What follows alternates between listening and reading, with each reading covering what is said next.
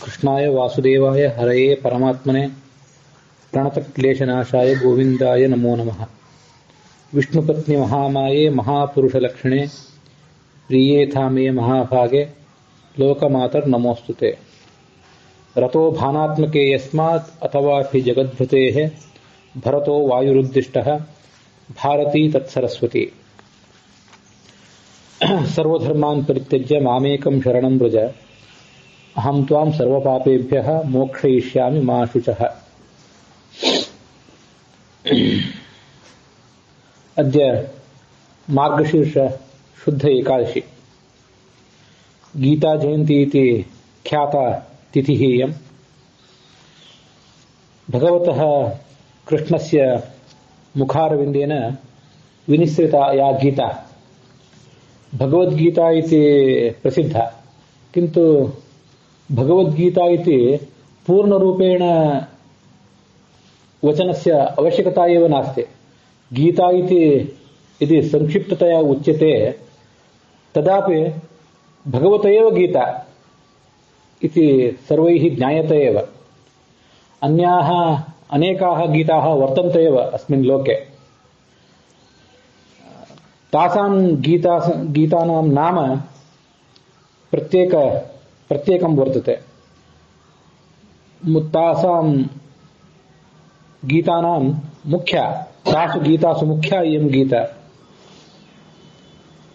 गीता मुखेन भगवान् यं सन्देशं प्रददौ तद्वयं श्रोतुं कामाः अत्र स्मः. भागवत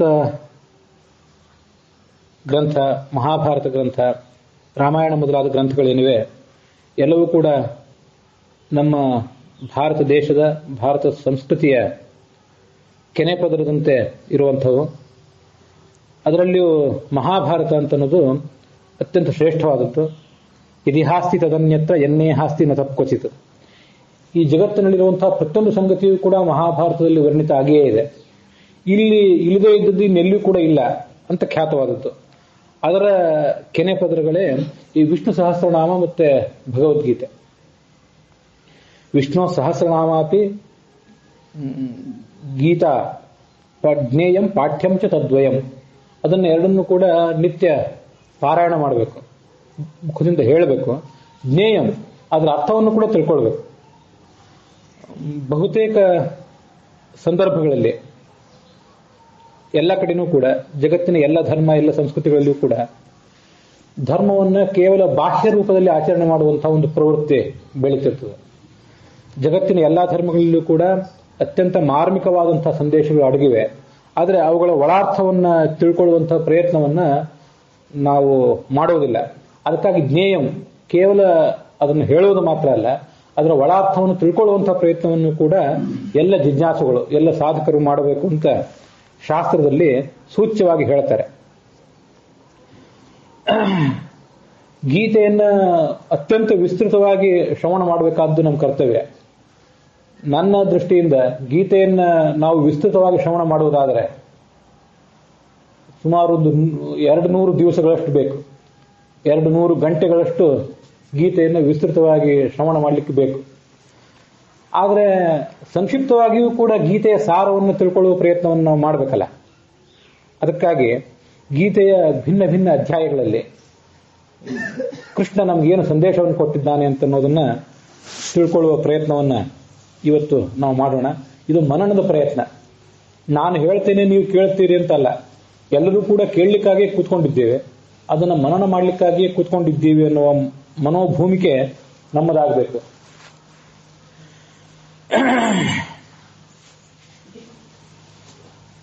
ಮುಖ್ಯವಾಗಿ ಮನುಷ್ಯನಿಗೆ ತನ್ನ ಕರ್ತವ್ಯ ಮಾಡುವಂತಹ ಪ್ರಸಂಗ ಬಂದಾಗ ಪ್ರತಿಯೊಬ್ಬರಿಗೂ ಕರ್ತವ್ಯಗಳು ಅಂತ ಪ್ರತ್ಯೇಕವಾದ ಕರ್ತವ್ಯಗಳನ್ನು ಭಗವಂತ ಕೊಟ್ಟಿರ್ತಾನೆ. ದೇಶವನ್ನು ಕಟ್ಟುವ ಕೆಲಸವನ್ನ ಪ್ರತಿಯೊಬ್ಬರು ಕೂಡ ಪಡ್ಕೊಳ್ಳಿಕ್ಕಿಲ್ಲ. ಅತ್ಯಂತ ಮಹಾತ್ಮರಾದವರು, ಯಾರು ಮಹಾತ್ಮರು ಅಂತ ಕರೆಸ್ಕೊಂಡಿರ್ತಾರೆ, ದೇಶವನ್ನು ಮುನ್ನಡೆಸಿರ್ತಾರೆ, ಅವರಿಗೆ ದೇಶವನ್ನು ಕಟ್ಟುವ ಕೆಲಸ ಬಂದಿರ್ತದೆ. ದೇಶಕ್ಕಾಗಿ ಹೋರಾಡುವಂತ ಕೆಲಸವೂ ಅವರಿಗೆ ಬಂದಿರಬಹುದು, ಮತ್ತು ಕೆಲವರಿಗೆ. ನಮ್ಗೆಲ್ಲರಿಗೂ ಅಂತ ಕೆಲಸ ಬಂದಿಲ್ಲದೆ ಇರಬಹುದು. ಅನೇಕ ಜನಸಾಮಾನ್ಯರಿಗೆ ತಮ್ಮ ಮನೆಯ ಆವರಣದಿಂದ ಹೊರಗೆ ಹೋಗುವಂತಹ ಸಂದರ್ಭವೂ ಬಂದಿಲ್ಲದೆ ಇರಬಹುದು. ಆದರೆ ಮನೆಯಲ್ಲಿ ಮಾಡಬೇಕಾದಂಥ ಕುಟುಂಬದ ಪೋಷಣೆ, ನಮ್ಮ ಹೊಟ್ಟೆ ಹೊರೆದುಕೊಳ್ಳುವುದಕ್ಕಾಗಿ ನಾವು ಮಾಡುವ ಒಂದು ಉದ್ಯೋಗ, ವ್ಯಾಪಾರ ಇತ್ಯಾದಿ ಸಣ್ಣ ಪುಟ್ಟ ಕೆಲಸಗಳಲ್ಲಿ ಅವರ 60-70 ವರ್ಷದ ಜೀವನ ಮುಗಿದು ಹೋಗ್ತಿರಬಹುದು. ಹಾಗಿದ್ರೂ ಕೂಡ ಅದನ್ನೂ ಭಗವಂತನ ಪೂಜೆ ಅಂತ ತಿಳಿದು ಮಾಡ್ಲಿಕ್ಕೆ ಸಾಧ್ಯ ಇದೆ. ಬಂದಿರುವ ಯಾವ ಕೆಲಸವನ್ನು ಕೂಡ ನಿಂದಿಸಬೇಕಾಗಿಲ್ಲ ಮನುಷ್ಯ. ಅನೇಕ ಬಾರಿ ನಾವು ಮಾಡುವ ಕೆಲಸ ನಮಗೆ ಹೊರೆ ಆಗಿಬಿಟ್ಟಿರ್ತದೆ. ಇದೆಂಥ ಕ್ಷುದ್ರವಾದ ಕೆಲಸ, ಎಂಥ ದರಿದ್ರವಾದ ಕೆಲಸ ಅಂತ ಆ ಕೆಲಸವನ್ನು ಬೈದುಕೊಂಡು ನಮ್ಮ ಸುತ್ತಮುತ್ತಲಿರುವಂತಹ ಜನರ ಮೇಲೆ ನಮ್ಮ ಕೋಪ ತಾಪಗಳನ್ನು ಹೊರ ಹಾಕ್ತಾ ನಾವು ಬದುಕ್ತಾ ಹೋಗ್ತೇವೆ. ಆದರೆ ಅದನ್ನು ಮಾಡಿದ್ರಿಂದ ನಮಗೂ ಯಾವುದೇ ಲಾಭ ಇಲ್ಲ. ನಮ್ಮ ಮಾನಸಿಕ ದೈಹಿಕ ಆರೋಗ್ಯದಲ್ಲೂ ಏರುಪೇರಾಗ್ತದೆ. ಹಾಗೆ ನಮ್ಮ ಸುತ್ತಮುತ್ತಲು ಇದ್ದವರಿಗೂ ಕೂಡ ನಾವು ಅದರಿಂದ ಅನೇಕ ಸಮಸ್ಯೆಗಳಿಗೆ ಕಾರಣರಾಗ್ತೇವೆ. ಇದರ ಬದಲು ನಾವು ಮಾಡುವ ಕೆಲಸವನ್ನು ಪ್ರೀತಿಸಿದ್ದಾದ್ರೆ, ಅತ್ಯಂತ ಶುದ್ಧ ಮನಸ್ಸಿನಿಂದ ಇದು ಭಗವಂತನ ಆರಾಧನೆ ಅಂತ ಮಾಡಲಿಕ್ಕೆ ನಮಗೆ ಸಾಧ್ಯ ಆಗೋದಾದ್ರೆ, ಆಗ ಅದರಿಂದ ನಮಗೂ ಉಪಯೋಗ ಇದೆ, ಕುಟುಂಬಕ್ಕೆ ಉಪಯೋಗ ಇದೆ, ಸಮಾಜಕ್ಕೆ, ರಾಜ್ಯಕ್ಕೆ, ದೇಶಕ್ಕೆ, ಒಟ್ಟಾರೆ ವಿಶ್ವಕ್ಕೆ ಉಪಯೋಗ ಇದೆ. ಹೀಗೆ ನಾವು ಮಾಡುವ ಕೆಲಸವನ್ನ ದೇವರ ಪೂಜೆ ಅಂತ ಮಾಡೋದನ್ನ ನಮಗೆ ಈ ಭಗವದ್ಗೀತೆ ಮುಖ್ಯವಾಗಿ ಕಲಿಸ್ತದೆ. ಅರ್ಜುನನಿಗೆ ದೇಶಕ್ಕಾಗಿ ಹೋರಾಡುವಂತ ಕೆಲಸ ಬಂದಿತ್ತು, ನಮಗೆ ಆ ಕೆಲಸ ಬಂದಿಲ್ಲದೆ ಇರಬಹುದು. ಮಾಡುವ ಕೆಲಸಗಳೇನುವೆ ಅದು ಸಣ್ಣದೋ ದೊಡ್ಡದೋ ಅಂತ ಅನ್ನೋದು ಪ್ರಶ್ನೆ ಅಲ್ಲ. ಪ್ರತಿಯೊಬ್ಬರಿಗೂ ಮಹಾತ್ಮರಾಗುವ ಅವಕಾಶ ಇರೋದಿಲ್ಲ. ಮಹಾತ್ಮರಾಗುವಂತಹ ಅವಕಾಶ ಕೆಲವರಿಗೆ ಇರ್ತದೆ, ದೊಡ್ಡ ದೊಡ್ಡ ಕೆಲಸಗಳನ್ನು ಮಾಡುವ ಅವಕಾಶ ಕೆಲವರಿಗೆ ಇರ್ತದೆ. ಆದರೆ ಸಣ್ಣ ಕೆಲಸಗಳನ್ನು ಕೂಡ ದೊಡ್ಡ ರೀತಿಯಲ್ಲಿ ಮಾಡಿದ್ದಾದ್ರೆ, ಮನೆ ಕಸ ಗುಡಿಸುವ ಕೆಲಸ, ಅಡಿಗೆ ಮಾಡುವ ಕೆಲಸ, ನಾವು ದೈನಂದಿನ ವ್ಯಾಪಾರ ಉದ್ಯೋಗ ಮೊದಲಾದ ಕೆಲಸಗಳನ್ನು ಕೂಡ ಭಗವಂತನ ಪೂಜೆ ಅಂತ ಮಾಡಿದ್ದಾದ್ರೆ ಇದು ದೊಡ್ಡ ರೀತಿಯಲ್ಲಿ ಮಾಡಿದಂತಾಯ್ತು. ಅದು ಭಗವಂತನ ಪೂಜೆ ಆಗಿ ಹೋಗ್ತದೆ. ಅದಕ್ಕಾಗಿ ಕರ್ಮಣ್ಯೇವಾಧಿಕಾರಸ್ಥೆ, ಕರ್ಮ ಮಾಡುವುದರಲ್ಲಿ ನಿನಗೆ ಅಧಿಕಾರ ಇದೆ. ಕರ್ಮ ಹೇಗೆ ಮಾಡಬೇಕು ಅಂತ ಅನ್ನೋದನ್ನು ನೀನು ತೀರ್ಮಾನ ಮಾಡಿಕೊಂಡು ಆ ಥರ ಕರ್ಮಗಳನ್ನು ಮಾಡ್ತಾ ಹೋಗು. ಆದರೆ ಅದರ ಫಲವನ್ನ ಈಗಲೇ ಹೀಗೆ ಇಷ್ಟು ಫಲ ಸಿಕ್ಕರೆ ಈ ಕರ್ಮವನ್ನು ಮಾಡ್ತೀನಿ ಅಂತ ಮೊದಲೇ ಆಗಿ ಅದರ ಬಗ್ಗೆ ಬೇಡಿಕೆ ಇಡಬೇಡ. ಹಾಗೆ ಇಟ್ಟಿದ್ದಾದ್ರೆ ಈ ಜಗತ್ತಿನಲ್ಲಿ ಯಾವ ಕೆಲಸವೂ ಆಗ್ಲಿಕ್ಕಿಲ್ಲ. ಈ ಜಗತ್ತಿನ ಯಾವ ಗೃಹಿಣಿಯೂ ಕೂಡ ನಾನು ಇವತ್ತು ಅನ್ನ ತಯಾರು ಮಾಡ್ಲಿಕ್ಕೆ ಇಟ್ರೆ ಇಷ್ಟು ಹೊತ್ತಿನಲ್ಲಿ ಅನ್ನ ಆಗಬೇಕು, ಹೀಗೆ ಆಗಬೇಕು, ನಾನು ಮಾಡಿದ ಅಡಿಗೆಯ ರುಚಿ ಹೀಗೆ ಇರಬೇಕು ಅಂತ ತೀರ್ಮಾನ ಆದರೆ, ಈ ಬೇಡಿಕೆಯನ್ನು ಇಟ್ಕೊಂಡು ಅಡಿಗೆ ಮಾಡ್ಲಿಕ್ಕೆ ತೊಡಗಿದ್ರೆ ಅಡಿಗೆ ಮಾಡುವ ಕೆಲಸವೂ ಆಗ್ಲಿಕ್ಕಿಲ್ಲ, ಕೃಷಿ ಮಾಡುವ ಕೆಲಸ ಆಗ್ಲಿಕ್ಕಿಲ್ಲ, ಒಬ್ಬ ಹುಡುಗ ವಿದ್ಯಾಭ್ಯಾಸ ಮಾಡುವಂತ ಕೆಲಸವೂ ಆಗ್ಲಿಕ್ಕಿಲ್ಲ. ನಾವು ನಿನ್ನೆ ಮಾಡಿದಂತೆ ಇವತ್ತು ಅಡಿಗೆ ಮಾಡಲಾರೆವು, ಇವತ್ತು ಮಾಡಿದಂತೆ ಈ ವರ್ಷ ಮಾಡಿದಂತೆ ಮುಂದಿನ ವರ್ಷ ಕೃಷಿ ವ್ಯಾಪಾರ ಉದ್ಯೋಗಗಳನ್ನು ಮಾಡಲಾರೆವು. ಶುದ್ಧವಾದ ಮನಸ್ಸಿನಿಂದ ಪ್ರಯತ್ನ ಮಾಡುವುದಷ್ಟೇ ನಮ್ಮ ಕೈಯಲ್ಲಿದೆ. ಅದಕ್ಕೆ ಬೇಕಾದಂತಹ ಫಲವನ್ನು ಕೊಡುವುದು ಭಗವಂತನ ಕೈಯಲ್ಲಿದೆ. ಆದ್ರಿಂದ ಇದನ್ನು ಭಗವಂತನ ಪೂಜೆ ಅಂತ ಮಾಡಬೇಕು. ಮಾ ಕರ್ಮ ಫಲ ಭೇತುರ್ಭೂಹು ಮಾತೆ ಸಂಗೋಸ್ತ್ವ ಕರ್ಮಣಿ ನೇಹಾಭಿಕ್ರಮ ನಾಶೋಸ್ತಿ ಪ್ರತ್ಯವಾಯೋ ನ ವಿದ್ಯತೆ ಸ್ವಲ್ಪಮಪ್ಯಸ್ಯ ಧರ್ಮಸ್ಯ ತ್ರಾಯತೆ ಮಹತೋ ಭಯಾತ್.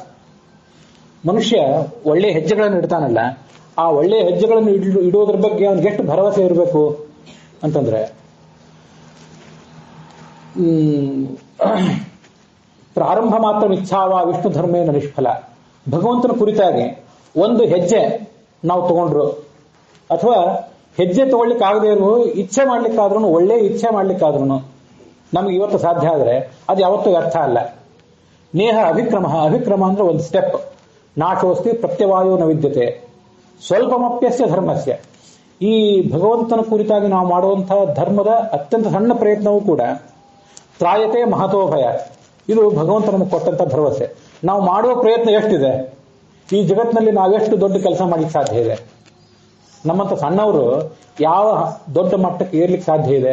ಆದ್ರೆ ಭಗವಂತ ನಾವು ಮಾಡಿದ ಸಣ್ಣದನ್ನೇ ಗುರುತಿಸಿ ನಮಗೆ ದೊಡ್ಡ ಫಲವನ್ನು ಕೊಡ್ತಾನೆ.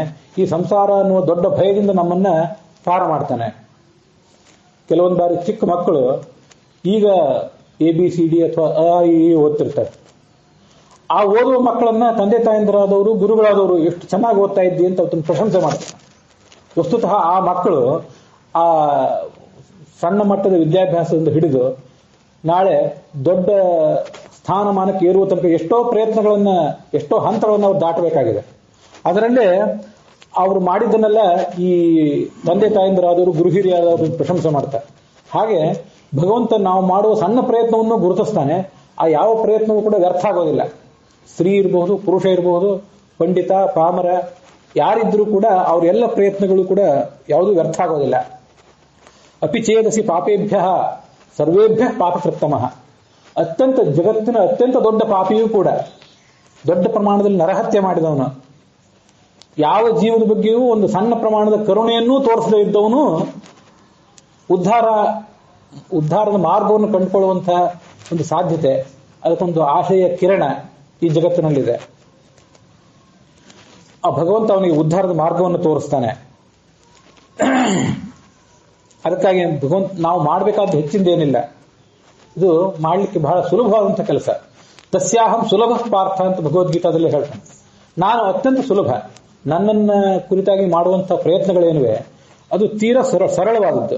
ಹೇಗೆ ಅಂತಂದ್ರೆ, ಮನ್ಮನಾಭವ ಮದ್ಭಕ್ತ, ಮನಸ್ಸನ್ನು ನನ್ನಲ್ಲಿ ತೊಡಗಿಸು, ನನ್ನಲ್ಲಿ ಭಕ್ತಿ ಇಡು, ಮದ್ಯಾಜಿ ಮಾಂ ನಮಸ್ಕರು, ನನ್ನನ್ನು ಕುರಿತು ಯಾಗ ಮಾಡು. ಯಾಗ ಮಾಡುವಂತಹ ಕೆಲಸ ದೊಡ್ಡ ಯಜ್ಞಕುಂಡ ಬೇಕು, ತುಪ್ಪ ಬೇಕು, ಅಶ್ವತ್ಥ ಮೊದಲಾದ ಸಮಿತಿಗಳು ಬೇಕು. ನಾವು ಹೇಗೆ ಯಜ್ಞ ಮಾಡೋದು, ನಮಗೆ ಮಂತ್ರ ಗೊತ್ತಿಲ್ಲ ಅಂತ ನಾವು ಆಲೋಚನೆ ಮಾಡಬೇಕಾಗಿಲ್ಲ. ಪುರುಷೋವಾವ ಯಜ್ಞ, ನಾವು ಮಾಡುವಂಥ ಯಜ್ಞ, ಇಡೀ ಜೀವನ ಏನಿದೆ ಸಾಗಿಸುವಂಥ ಜೀವನ, ಆ ಜೀವನವೇ ಒಂದು ದೊಡ್ಡ ಯಜ್ಞ. ಹೀಗೆ ಅಂತ ಭಾವಿಸಿದ್ದಾದ್ರೆ, ಗಂಡ ಹೆಂಡತಿ ತಾವು ಮಾಡುವಂಥ ಪ್ರತಿಯೊಂದು ಕೆಲಸ ಇದು ಯಜ್ಞ ಅಂತ ಭಾವಿಸಿದ್ದಾದ್ರೆ, ಅದನ್ನ ಮದ್ಯಾಜಿ, ನೀನು ನನ್ನನ್ನು ಕುರಿತು ಮಾಡುವಂಥ ಯಜ್ಞ ಅಂತ ಭಗವಂತ ಸಂದೇಶ ಕೊಡ್ತಾನೆ. ನಾಸತೋ ವಿದ್ಯತೆ ಭಾವ ನಾಭಾವೋ ವಿದ್ಯತೆ ಸತಃ ಉಭಯೋರಪಿ ದೃಷ್ಟವಂತಹ ತು ಅನಯೋಹ ತತ್ವದರ್ಶಿವಿಗೆ. ಭಗವದ್ಗೀತೆಯ ಅತ್ಯಂತ ಕಬ್ಬಿಣದ ಕಡಲೆ ಅನ್ಸ್ಕೊಳ್ಬಹುದಾದಂಥ, ಮೇಲ್ನೋಟಕ್ಕೆ ಸರಳ, ಅದು ಏನ್ ಹೇಳ್ತದೆ ಅಂತ ಗೊತ್ತಾಗದೇ ಇರುವಂತಹ ಒಗಟಿನಂತಹ ಒಂದು ಮಾತು. ಅಸಕ್ತಿಗೆ ಅಸ್ತಿತ್ವ ಇಲ್ಲ, ಸಕ್ತಿಗೆ ಅಭಾವ ಇಲ್ಲ ಅಂತ ಮೇಲ್ನೋಟಕ್ಕೆ ಹೇಳಿದಂತೆ ಕಾಣಿಸ್ತದೆ. ಅದರ ಅಂತರಾರ್ಥ ಏನು ಅಂತಂದ್ರೆ, ಒಂದು ಉತ್ತಮವಾದಂತಹ ಆಲೋಚನೆ, ಉತ್ತಮವಾದಂತಹ ಕೃತಿಯನ್ನು ಮಾಡಿರಿ, ಆ ಕೃತಿಗೆ ಯಾವತ್ತೂ ಕೂಡ ನಾಶ ಇಲ್ಲ. ಒಂದೇ ಸಣ್ಣ ಕೆಲಸವನ್ನು ಮಾಡಿದ್ರೂ ಕೂಡ ಆ ಸಣ್ಣ ಉತ್ತಮವಾದ ಕೆಲಸವನ್ನು ಗಮನಿಸಿ ಭಗವಂತ ಉತ್ತಮವಾದ ಫಲ ಕೊಡ್ತಾನೆ. ಹಾಗೆ ದುಷ್ಟ ಕಾರ್ಯಗಳನ್ನೇ ಮಾಡುವಂತಹ ಪ್ರವೃತ್ತಿಯನ್ನು ಮನುಷ್ಯ ಬೆಳೆಸ್ಕೊಂಡಿದ್ದಾದ್ರೆ, ದುಷ್ಟ ಕಾರ್ಯಗಳು, ದುರಾಲೋಚನೆಗಳನ್ನೇ ಮನುಷ್ಯ ಮುಂದುವರೆಸ್ಕೊಂಡು ಹೋಗಿದ್ದಾದ್ರೆ, ಅದರಿಂದ ಎಂದೂ ಒಳ್ಳೆಯ ಫಲ ಸಿಗೋದಿಲ್ಲ. ಕೆಟ್ಟ ಪ್ರಯತ್ನದಿಂದ ಒಳಿತಿಲ್ಲ, ಒಳ್ಳೆಯ ಪ್ರಯತ್ನದಿಂದ ಕೆಡುಕಿಲ್ಲ. ಇದು ಆ ಶ್ಲೋಕದ ಸರಳವಾದಂತಹ ಅರ್ಥ, ತುಂಬಾ ಒಗಟಿನಂತಹ ಮಾತುಗಳು.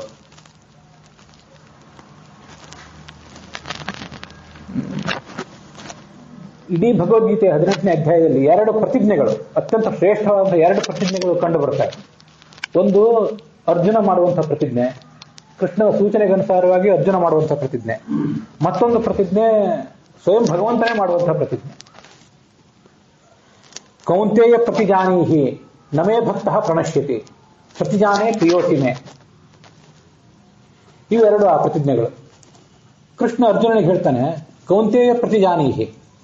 ಈ ಭಗವದ್ಗೀತೆಯನ್ನು ಕೃಷ್ಣ ಅರ್ಜುನನಿಗೆ ಹೇಳ್ತಾ ಇದ್ದಾನಲ್ಲ, ಇದು ಒಂದು ಸಾಂಕೇತಿಕವಾದಂತಹ ದೃಶ್ಯ. ಅವನು ಭಗವಂತ, ಕೃಷ್ಣ ಭಗವಂತ, ಅವನಿಗೆ ಎದುರಿಗಿರುವಂತಹ ಅರ್ಜುನನಿಗೆ ನರ ಅಂತ ಕರೀತಾರೆ. ಯಾಕಂದ್ರೆ ನರನ ಆವೇಶದಿಂದ ಅವನು ಹುಟ್ಟಿದವನು, ಶೇಷ, ಇಂದ್ರ ಮೊದಲಾದವರ ಆವೇಶದಿಂದ ಅವನು ಹುಟ್ಟಿದವನು ಅಂತ ಹೇಳ್ತಾರೆ ಅವನನ್ನ. ಆ ನರ ಅನ್ನೋ ಶಬ್ದವೇ ಒಟ್ಟಾರೆ ಮಾನವ ಸಮಾಜ ಏನಿದೆ ಅದನ್ನೆಲ್ಲವನ್ನೂ ಸಂಕೇತಿಸ್ತದೆ. ನಮಗೆಲ್ಲರಿಗೂ ಕೂಡ ಭಗವಂತನ ಎದುರಿಗೆ ಕೂತ್ಕೊಳ್ಳಿಕ್ಕೆ ಸಾಧ್ಯ ಆಗುವಂತ ಅವಕಾಶ ಇಲ್ಲ, ಅಂತ ಶ್ರೇಷ್ಠವಾದ ಪುಣ್ಯವನ್ನು ನಾವು ಮಾಡಲಿಲ್ಲ.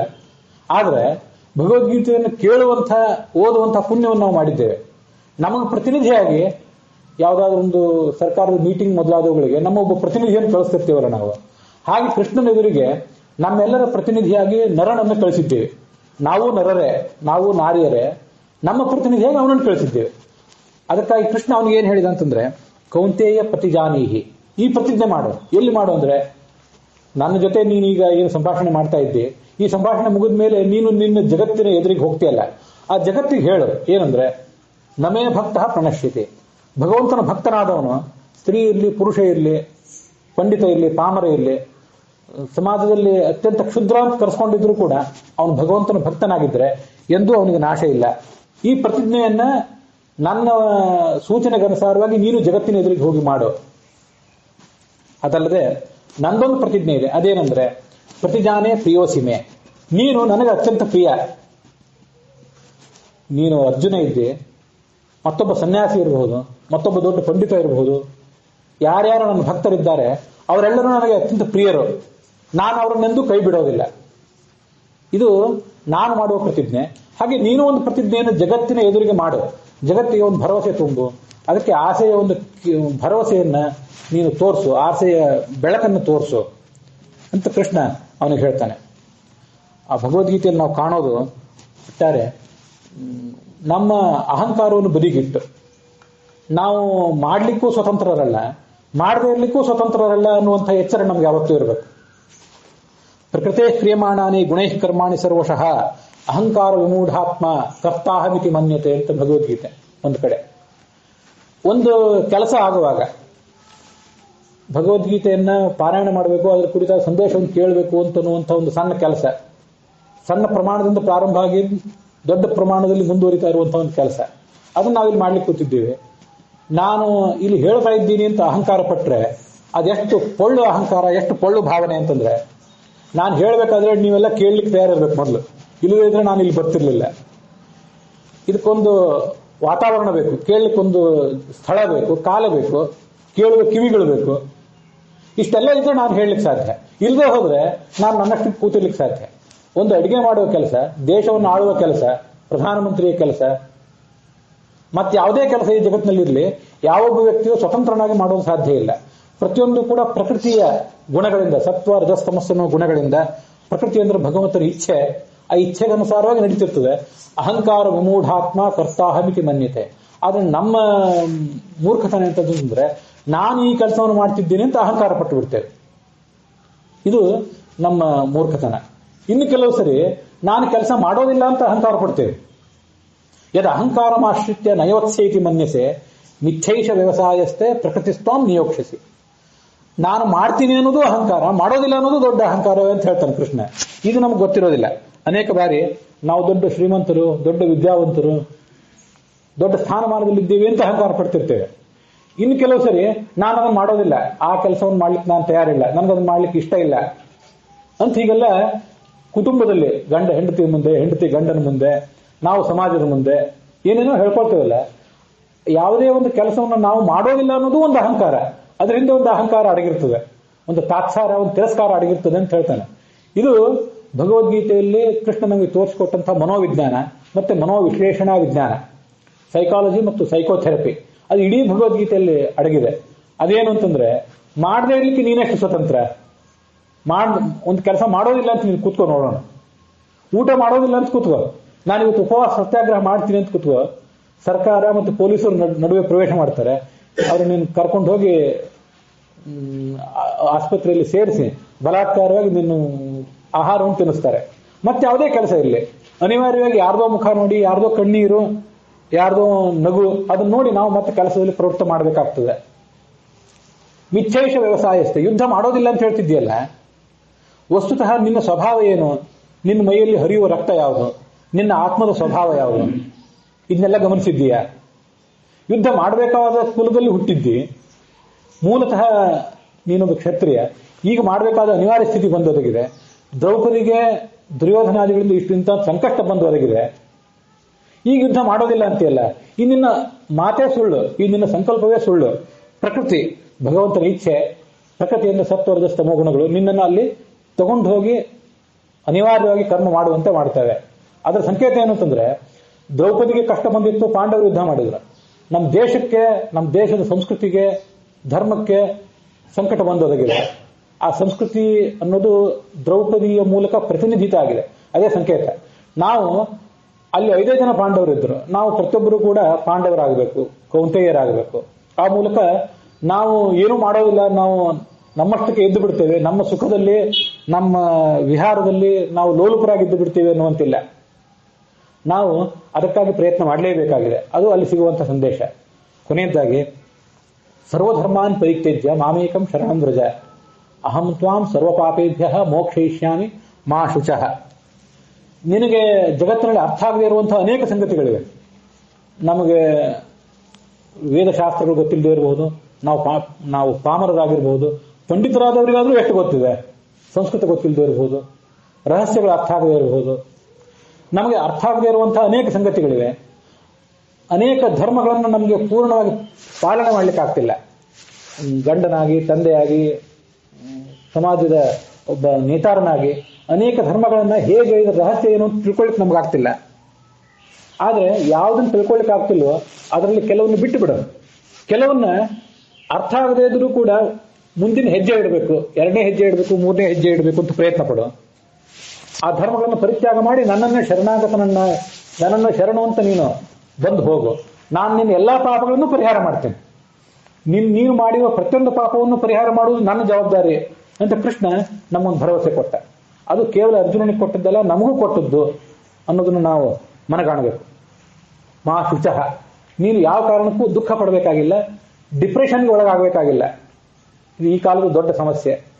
ಹಾಗೆ ನಾವು ನಮಗಿರುವಂತಹ ಮನೋವಿಷಾದ ಮೊದಲಾದನ್ನು ಕಿತ್ತೊಗೆದು ಆ ಭಗವಂತ ಹೇಳಿದಂಥ ಏನು ಧರ್ಮ ಇದೆ ಆ ಧರ್ಮವನ್ನು ಅವನ ಪೂಜೆ ಅಂತ ತಿಳಿದು ಮಾಡುವುದರ ಮೂಲಕ ಕುಟುಂಬದ ಸೇವಾ, ಸಮಾಜದ ಸೇವೆ, ರಾಜ್ಯ ರಾಷ್ಟ್ರಗಳ, ವಿಶ್ವದ ಸೇವೆಯನ್ನು ಮಾಡಬಹುದು. ಅದನ್ನ ಗೀತೆ ನಮಗೆ ಅರ್ಜುನನನ್ನ ಪ್ರತಿನಿಧಿಯನ್ನಾಗಿಟ್ಕೊಂಡು ಕೊಟ್ಟಿದೆ. ಅಂಥ ಸಂದೇಶವನ್ನ ನಾವೆಲ್ಲರೂ ಕೂಡ ಕೇಳಿ ಅದನ್ನು ವಸ್ತುತಃ ಕಾರ್ಯರೂಪಕ್ಕೆ ತರುವಂಥ ಪ್ರಯತ್ನ ಮಾಡಬೇಕು. ಹೀಗೆ ಆ ಗೀತೆಯ ಸಂದೇಶವನ್ನು ಯಥಾಮತಿಯಾಗಿ ತಾವೆಲ್ಲ ಪ್ರಾಜ್ಞರು, ಜೀವನದ ವಿವಿಧ ರಂಗಗಳಲ್ಲಿ ಸಾಕಷ್ಟು ಅನುಭವವನ್ನು ಗಳಿಸಿದಂಥವರಿದ್ದೀರಿ.